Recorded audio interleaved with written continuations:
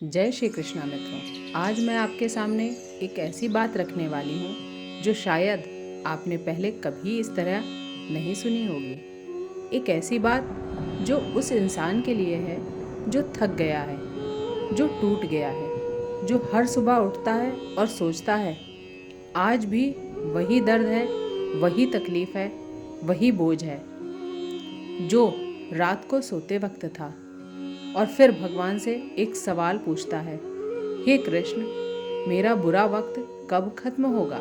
अगर आपने कभी यह सवाल पूछा है, अगर आपके जीवन में कोई ऐसा दौर आया है जब सब कुछ गलत होता दिख रहा है, जब मेहनत करने के बाद भी नतीजा नहीं मिल रहा है, जब लोगों ने धोखा दिया, जब घर में कलह थी, पैसा नहीं था, जब लगा कि भगवान ने मुझे भुला दिया है, तो यह वीडियो, यह पूरा संदेश सिर्फ आपके लिए। श्री कृष्ण की यह वाणी जो मैं आपको बताऊंगी आपके दर्द को नई दिशा देगी, अंधेरे में एक दीपक जला देगी। बस एक काम करें, आंखें बंद करें, एक गहरी सांस लें और मान लें कि श्री कृष्ण आपके सामने खड़े हैं और वह आपसे बात कर रहे हैं, क्योंकि सच में वह हमेशा से ही यही हैं, हमारे साथ, हमारे भीतर।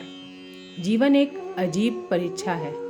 इस परीक्षा में सवाल पहले नहीं दिए जाते, पहले परीक्षा होती है और फिर सीख मिलती है।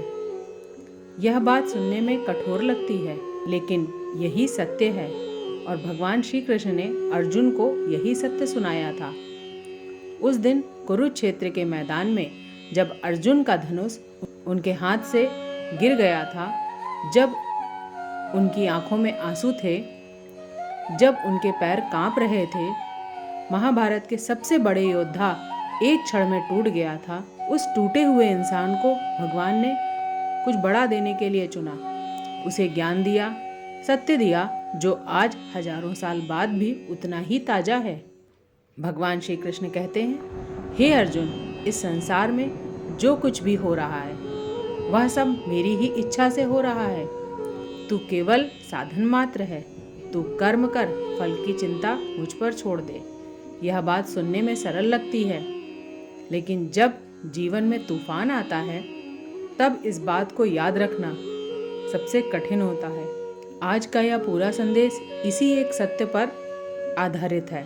बुरा समय भगवान की सजा नहीं है, बुरा समय भगवान की कक्षा है, और जो इस कक्षा में टिक जाता है वह एक दिन ऐसा बन जाता है जिसे संसार की कोई भी तकलीफ तोड़ नहीं सकती।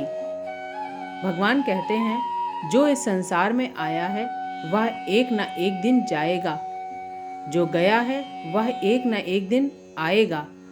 जन्म और मृत्यु के बीच जो समय है वही जीवन है, और उस जीवन का एक ही उद्देश्य है, स्वयं को जानना।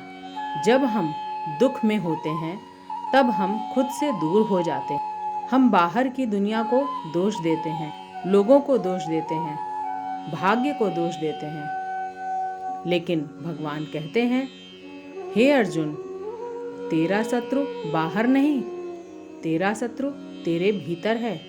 वह शत्रु है तेरा अशांत मन। उस मन को जो जीत लेता है वो सब कुछ जीत लेता है। यह सुनकर अर्जुन ने पूछा था, हे केशव, मन को कैसे जीते? तो यह मन तो वायु की तरह है, इसे वश में करना असंभव लगता है।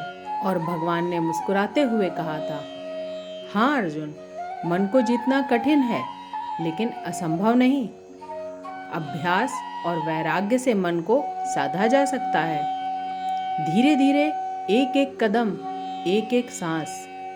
लेकिन जो आगे हुआ उसने सब कुछ बदल दिया। वह जो कहानी मैं आपको सुनाने जा रही हूँ वह ऐसे इंसान की है जिसने इसी सत्य को अपनी जिंदगी में जिया, जिसने टूटकर खुद को बनाया, जिसने अंधेरे में रहकर रोशनी ढूंढी, और जिसकी कहानी पढ़कर शायद आप भी अपनी कहानी को नए सिरे से देख पाएंगे। एक छोटे गांव में एक लड़का रहता था। नाम था उसका रवि। रवि के पिता एक मामूली इंसान थे। घर में बहुत ज़्यादा पैसा नहीं था, लेकिन प्यार था, संस्कार था, एक सपना था। रवि बचपन से ही पढ़ने में तेज था। गांव के मास्टर जी कहते थे, इस लड़के में कुछ खास है, एक दिन वह बड़ा आदमी बनेगा। रवि के पिता रामनाथ जी हर रात दिया जलाते थे और भगवान श्री कृष्ण की मूर्ति के सामने हाथ जोड़कर कहते थे, हे प्रभु, मेरे बेटे को आगे बढ़ाना, बस यही मांगता हूँ। रवि ने मेहनत की, रात दिन जागा, 10वीं में जिले में प्रथम आया, 12वीं में भी टॉप किया। फिर शहर में एक बड़े कॉलेज में दाखिला मिला। पिता ने अपनी थोड़ी सी जमीन गिरवी रखकर पैसा जुटाया। माँ ने अपने कानों के सोने के छोटे छोटे बूंदे बेच दिए और रवि शहर चला गया। आंखों में सपने थे, मन में उत्साह था, दिल में विश्वास था। शहर में पहले कुछ साल ठीक रहे। रवि ने इंजीनियरिंग की, अच्छे नंबर आए, एक अच्छी कंपनी में नौकरी भी मिली। लगा जिंदगी पटरी पर आ रही है। पिता का कर्ज चुकाने लगा। माँ को नई साड़ी भी, घर में खुशियाँ आईं। लेकिन जीवन एक सीधी रेखा नहीं होता है, यह एक लहराती नदी की तरह है, कभी शांत, कभी तूफानी। कंपनी में 3 साल काम करने के बाद मैनेजर ने उसके खिलाफ एक झूठा आरोप लगाया।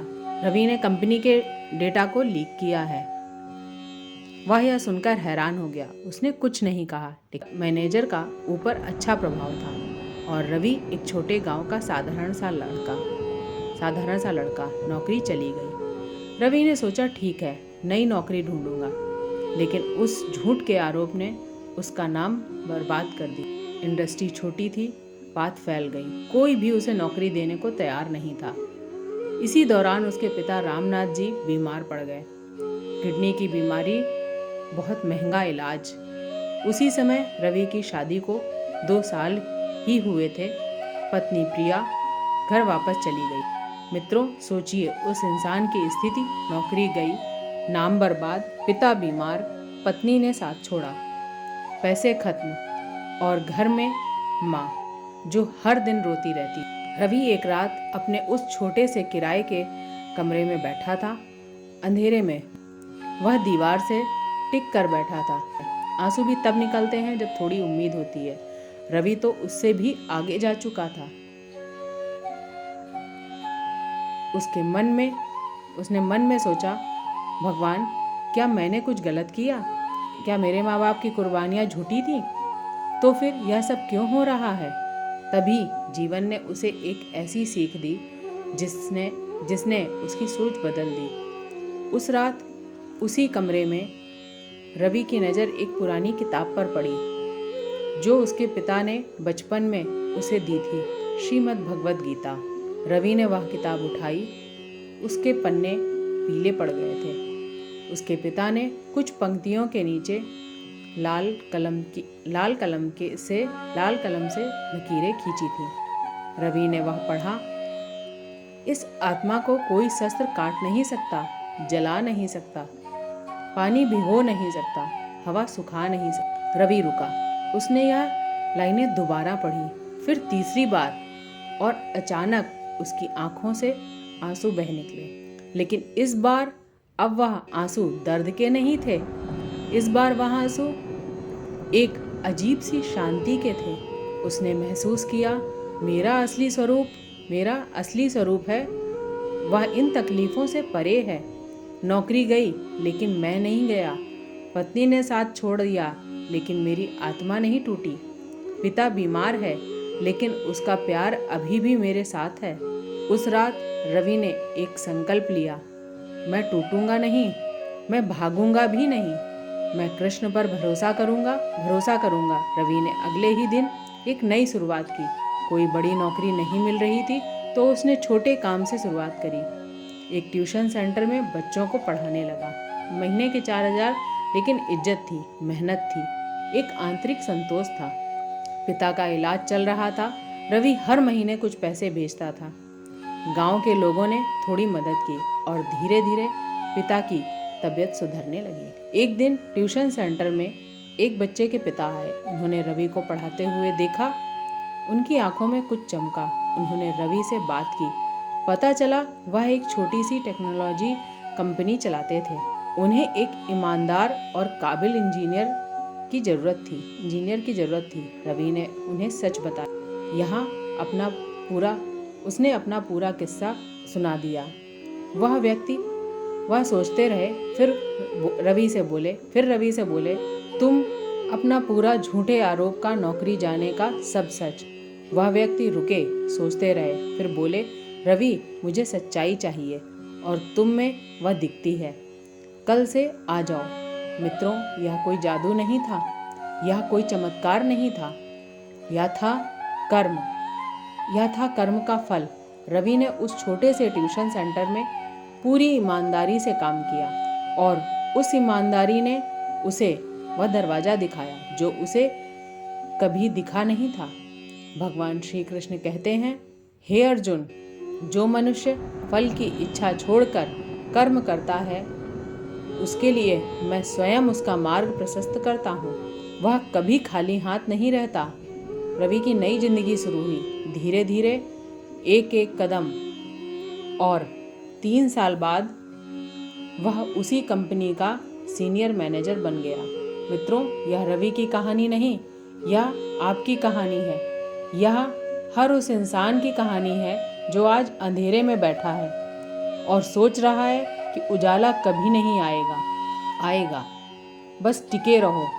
भगवान श्री कृष्ण कहते हैं, जो मनुष्य निस्वार्थ भाव से कर्म करता है, मैं हमेशा उसके साथ हूँ। एक सोनार था, वह सोने को भट्ठी में डालता था। एक ग्राहक ने पूछा, सोने को इतनी गर्मी में क्यों डालते हो? सोनार बोला, सोने की खूबसूरती तभी निखरती है जब उसे आग में तपाया जाए। बिना आग के सोना कच्चा रहता है, बिना तपे वह गहना नहीं बन सकता। मित्रों, भगवान श्री कृष्ण ने भी यही कहा है, जो इस संसार की परीक्षा में तप जाता है वह खरा सोना बन जाता है, उसकी आत्मा निखर जाती है। आपके दुख आपकी भट्ठी हैं, आप सोना हैं, और भगवान वो सुनार हैं जो आपको गहना बनाना चाहते हैं। एक नाविक था।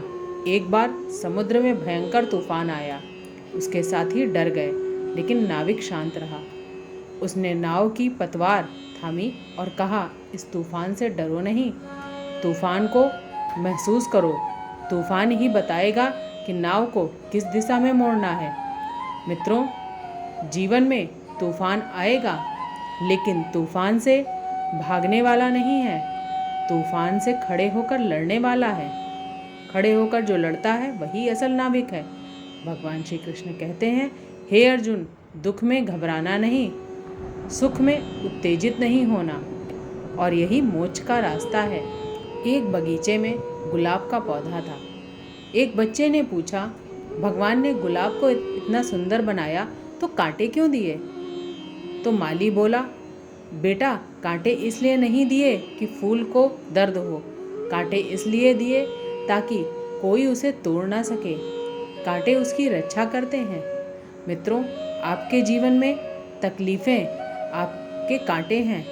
वह आपको कमज़ोर नहीं कर रहे हैं, वह आपकी रक्षा कर रहे हैं। आपको दुनिया की ठोकरों से बचाने के लिए ईश्वर ने आपको तकलीफ़ दी है, ताकि आप मजबूत बने, ताकि आप इस संसार में टिक सकें। एक गांव में कई साल से सूखा पड़ रहा था। तभी किसानों ने खेती छोड़ दी, लेकिन एक बूढ़े किसान ने नहीं छोड़ी। वह रोज़ सुबह खेत में जाता, बीज बोता, मेहनत करता। लोग उसे पागल कहते थे, तो वो बूढ़ा इंसान कहता, मैं नहीं जानता कब बारिश आएगी, लेकिन जब आएगी तो मेरा खेत तैयार होगा। उस साल बारिश आई, सभी के खेत खाली थे। उस बूढ़े किसान ने खेत में फसल लगाई, लेकिन उसने हार नहीं मानी। उस वर्ष बारिश आई और केवल उसी बूढ़े इंसान के खेतों में फसल लहराई। मित्रों, जब दुनिया हार मान ले तब भी तैयार रहो। कब बारिश आएगी यह नहीं पता, लेकिन जब आएगी तो आपको तैयार होना चाहिए। एक शेर को बचपन से पिंजरे में रखा गया।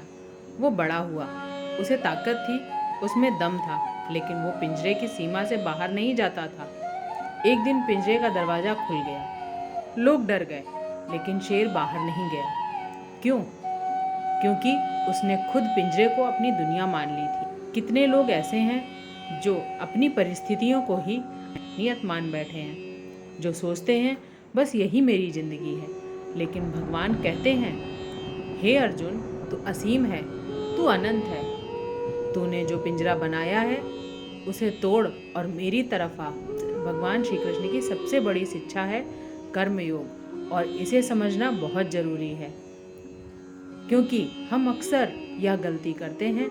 हम काम तो करते हैं, लेकिन हर पल नतीजे के बारे में सोचते हैं। क्या होगा, कैसे होगा, कब होगा, और इस सोच में इतना डूब जाते हैं कि काम ठीक से नहीं हो पाता। भगवान श्री कृष्ण कहते हैं, हे अर्जुन, तेरा अधिकार केवल कर्म पर है, फल पर नहीं। फल मुझ पर छोड़ दे। यह बात सुनने में सरल लगती है, लेकिन जीने में बहुत कठिन। एक माँ जब रात को बच्चे के लिए दुआ मांगती है, वह फल नहीं मांगती, वह बस प्यार देती है, और वह प्यार ही उसका कर्म है। यही है कर्म योग। जब आप किसी काम को बिना फल की चिंता किए करते हैं, तो उस काम में एक अलग ही ऊर्जा आती है, एक पवित्रता आती है, और वह पवित्रता भगवान को अपनी ओर खींचती है। धैर्य उन सबसे बड़ा योद्धा है। भगवान श्री कृष्ण कहते हैं, धैर्य रखो, दुश्मन के सभी शस्त्रों को निष्फल कर देगा।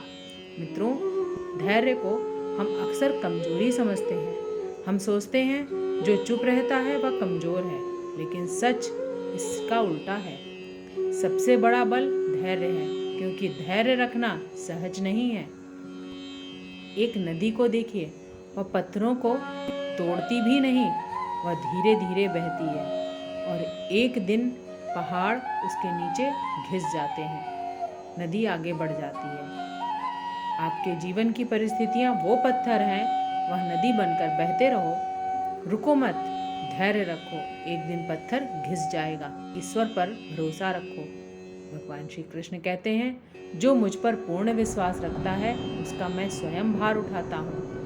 मित्रों, विश्वास वह शब्द है जो सुनने में छोटा लगता है, लेकिन इसकी ताकत पहाड़ों को भी हिला देती है। जब अर्जुन को लगा कि सब खत्म हो गया है, तब उसने धनुष रख दिया।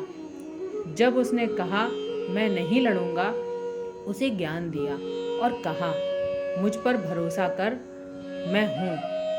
आज भी भगवान यही कह रहे हैं, आपसे, मुझसे, हम सबसे, मैं हूँ, तू अकेला नहीं है। भगवान श्री कृष्ण कहते हैं, हे अर्जुन, जिसने अपने मन को वश में कर लिया, उसके लिए मन सबसे बड़ा मित्र है, और जिसने मन को वश में नहीं किया, उसके लिए मन सबसे बड़ा शत्रु है। मित्रों, सोचिए, हम कितने युद्ध हर रोज लड़ते हैं, लेकिन सबसे बड़ा युद्ध सुबह उठते ही कि आज क्या होगा, अगर यह नहीं हुआ तो लोग क्या कहेंगे, क्या सोचेंगे, मैं इसके लायक हूँ, मैं इसके लायक नहीं हूँ। यह हमारा मन है, यह आवाज़ें हमारे अंदर से आती हैं, और यह मन जब अनियंत्रित होता है तब हमें हर तरफ से मारता है। लेकिन जब यह मन शांत होता है, जब इसे साध लिया जाता है, तब यही मन भगवान का मंदिर बन जाता है। और यह मन अभ्यास से, वैराग्य से रोज थोड़ी देर के लिए बैठो, गहरी सांसें लो, भगवान का नाम लो। भगवान श्री कृष्ण कहते हैं, अर्जुन, इस संसार में आने का एक ही उद्देश्य है, स्वयं को जानना, यह जानना कि मैं कौन हूँ। आज के वीडियो में बस इतना ही। वीडियो पसंद आई हो तो लाइक करें, शेयर करें, चैनल को सब्सक्राइब करें। जय श्री कृष्णा।